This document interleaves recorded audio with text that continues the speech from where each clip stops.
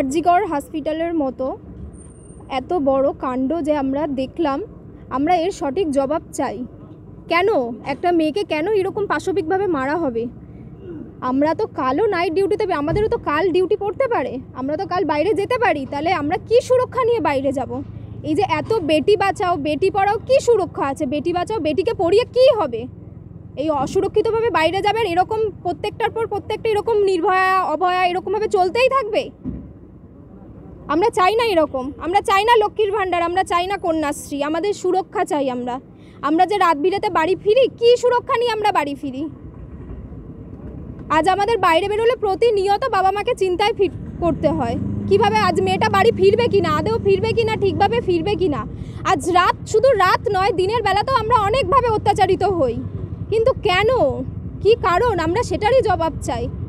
দেশে অনেক অনেক আইন বেরিয়েছে, আমরা চাই এমন আইন বেরোক, আমরা যেন নিরক্ষিতভাবে, আমরা সুরক্ষিতভাবে যেন আমরা বাড়ি থেকে বাইরে বেরোতে পারি, কাজ করে আবার যেন ঠিকভাবে বাড়ি আসতে পারি। আমরা এইটাই চাই। আমরা তো স্বাধীন ভারতেই থাকি, আমরা তো স্বাধীন ভারতেরই নাগরিক, তাহলে আমাদের সেই সুরক্ষাই চাই। সেই কারণেই আজকে আমাদের এই অবরোধ রাখা। আগে আপনি বলছিলেন যে আমরা বাড়ি থেকে বার হই, প্রচুর প্রতারণার মধ্যে পড়ি, সেখানে বাড়িতে এসে বলতে পারি না, অবশ্যই বাইরে বার হতে দেবেন না। অবশ্যই। বিষয়টা বিষয়টা কি? আজ যদি আমি এখান থেকে রাস্তা দিয়ে আমি যদি ওদিকে যাই, কন্টিনিউ এই যে গাড়িগুলো চলে, গাড়ির থেকে কোনো টোন টিটকারি, বাসে উঠলে বাসের কন্ট্রাক্টর থেকে শুরু করে যারা বাসে থাকে তারা ব্যাড টাচ করে, অনেক রকমভাবে আমরা প্রতারিত হই, অনেক রকমভাবে। এই সবগুলো যদি আমরা বাড়িতে এসে বলি, আমাদেরকে দ্বিতীয় দিন ছাড়বে বাড়ির থেকে? কাউকে ছাড়বে? এত মেয়েরা রয়েছে, সবাইকে জিজ্ঞাসা করুন, কাউকে কি ছাড়বে?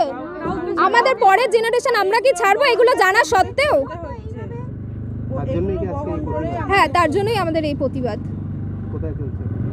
কামদেবপুর হাট, উত্তর 24 পরগনা, আমডাঙ্গা, বর্ষা গুছাই।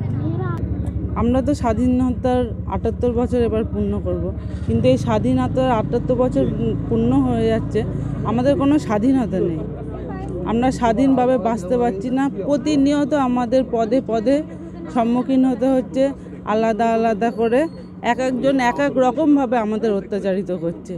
কেন এটা হবে কেন?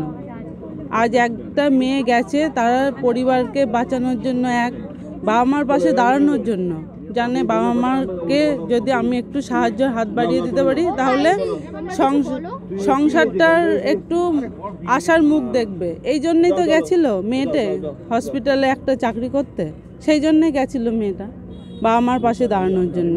কিন্তু সেই জায়গা থেকে সে কি পেল? শুধু অপমান আর অত্যাচার। এই স্বাধীন দেশে কিচ্ছু চাইনি, একটু স্বাধীনভাবে মেয়েটা বাঁচতে চেয়েছিল, কিন্তু আজ এই একটা মেয়ের উদাহরণ আমরা দিচ্ছি, কিন্তু হাজারো মেয়ে এইভাবেই প্রতারিত হচ্ছে, প্রতি পদে পদে হচ্ছে। আমরা আজকে ভালো স্কুলে ছেলে মেয়েদের পড়াচ্ছি, কি না একটু ভালো চাকরি করবে, ভালো জায়গায় গিয়ে দাঁড়াবে, কি করে করবে ওরা? কি করে? প্রতিবাদ আমরা সব সময় চাই যে একটুখানি সুরক্ষা, আমরা একটু সুরক্ষিত পেতে চাই। সবাই জানেন, পুরো গোটা দেশ এখন জানে যে আরজিকর নার্সিংহোমে কি হয়েছে। আর সে কি জন্য ছিল? মানুষের সেবা করতে। ডাক্তারই তো সেবা, আমরা ভগবানের দ্বিতীয় রূপ ধরি ডাক্তারকে। আর সে কি করতে এসেছিল? মানুষের সেবা করতে। তাহলে তার অপরাধটা কি ছিল? আজ আরজিকর নার্সিংহোমে সবসময় প্রশাসন থাকে, সবসময় পুলিশ থাকে, সবসময় নিরাপত্তা থাকে, তার মধ্যে যদি একটা ডাক্তারের সাথে এরকম হয়, হাজার হাজার রোগী আছে, তাদের নিরাপত্তা কোথায়? আজকে যে মেয়েরা বাড়ি থেকে বেরোচ্ছে তাদের নিরাপত্তা কোথায়? আজকে আমাদের দেশ স্বাধীন, কালকে আমাদের স্বাধীনতা দিবস 15ই আগস্ট, তা আমাদের মেয়েরা কি স্বাধীন? দেশের কোথাও না কোথায় প্রত্যেক দিন এরকম ঘটনা ঘটে চলেছে, প্রত্যেকটা মেয়ের সাথে। মেয়েরা কখনো সেফ না, বাড়ি থেকে বেরোলে নাই টিচ হচ্ছে তাদেরকে, না তাদের ব্যাড টাচ করা হচ্ছে, না তাদেরকে অনেক কটূক্তির শিকার করতে হচ্ছে। আজকে আমাদের বাবা মায়েরা এটা ভাবছে যে মেয়েদেরকে বাড়ির বাইরে ছাড়বো কেন? মেয়েদের ওপর আমরা বিচার চাইছি। কেন একটা মেয়েকে তার নিজের প্রফেশনের জন্য বাইরে বেরোনোর পরে মৃত্যুবরণ করতে হবে? কেন তাকে ধর্ষণ হতে হবে? কেন এই ধর্ষকদের এমন শাস্তি হবে না যে তাদের এরকম একটা চিন্তাভাবনা তাদের মাথায় আসার আগে তাদের ভয় আসে? আমরা এরকম একটা শাস্তি চাইছি।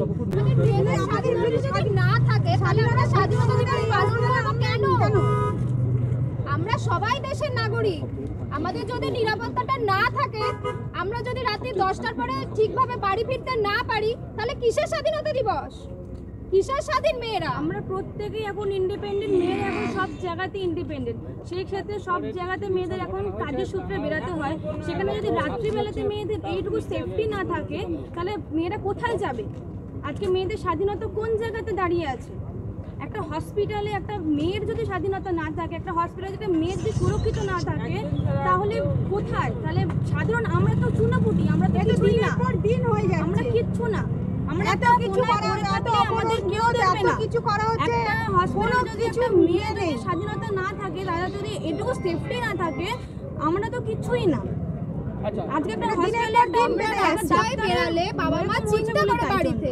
আজ আমাদের সাথে প্রতিনিয়ত অনেক কিছু ঘটে যেটা আমরা বাড়িতে এসে বলতে পারি না, তার কারণ বাবা মা পরের দিন আর ছাড়বে না, সেই ভয় থাকে। কিন্তু এমন অনেক কিছুই ঘটে আমাদের সাথে, কিন্তু কেন, কি কারণে?